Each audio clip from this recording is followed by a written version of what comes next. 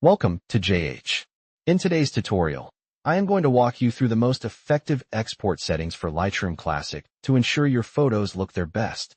Once you have finished editing your image, navigate to the top menu, click on File, and then select the Export option. If you prefer using shortcuts, you can simply press Shift plus Command plus E on your keyboard to open the export window immediately.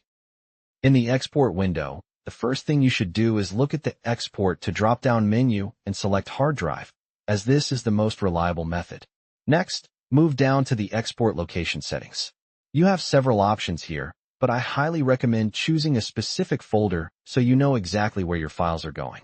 Click on the Choose button to browse your Finder, select your destination, and confirm your choice. To keep things organized, check the box to put your files in a subfolder and give it a title, like My New Images.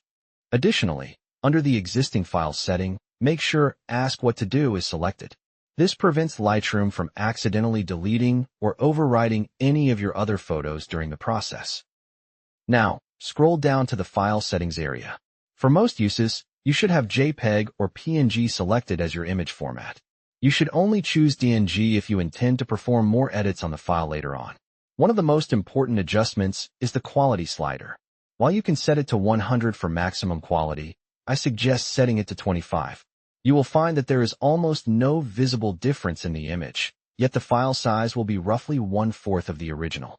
This is a total game changer for uploading and sending your photos online quickly. Continuing down, let's look at the metadata section. This is crucial for privacy when you share your work on the internet.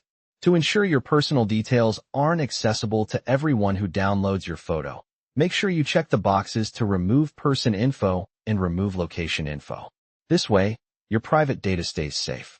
You can also choose whether or not to include your custom watermark at this stage. Finally, look at the post-processing section to decide what Lightroom does after the export is complete. I recommend selecting Show in Finder so the destination folder pops up right away. As you can see, the final image is crisp and sharp even at the lower quality setting. If this guide was helpful, please consider subscribing and liking the video. I look forward to seeing you in the next tutorial.